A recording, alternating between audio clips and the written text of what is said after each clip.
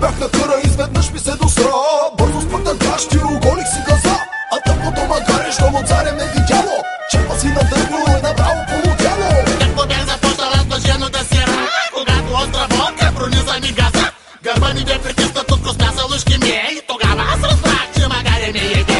Скъпано магаре, ти си педерас от цялата ми ферма, защо пак точно аз? Тъпото животно с огромния си меч, напълни ми газа, догоре с хереч. Какво е той магаре, бяха гътето с педал. Сега заради него си ръкат съм усвал. Като чудна майска роза, моя гъс се разцъфтял. Обаче си мълча, че хайван ма е рибал. Опа, чубан рап, И Васило е добил. аз я чубан рап, Що магарето и добря, чубан рап. всичко тук е 6. със свинята в пътно тез. Опа, чубан рап, И на село е аз я добил. чубан рап, Що магарето и добря, чубан рап. всичко тук е 6. Влизам в кокошарника да събере яйцата.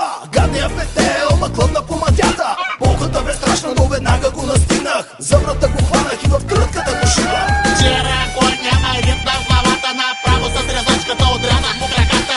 Майка ти цепа конската и пак ние за единия моята глава. Кравата загубена мощно са изстра. И кофата с млякото напълни с лая. Пана ми пердето и изкарах и душата. Млатих я в главата с правата лопата. Моята свиня отново се разгони, почината разкова и с двора ма подгони. Бягах 4 часа и останах аз без сили, а оная ма настигна и ма изнасили.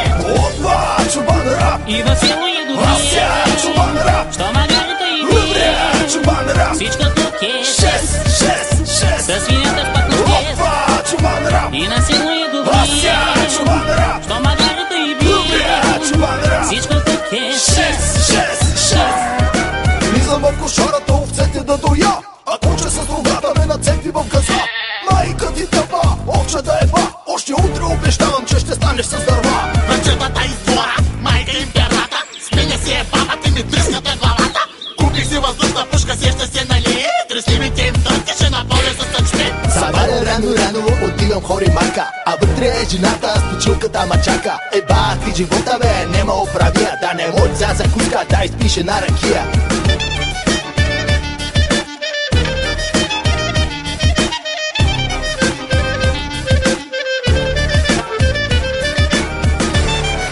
Това бяха Иво Доктора и диджей Попа, които ни разказаха една наистина поучителна история.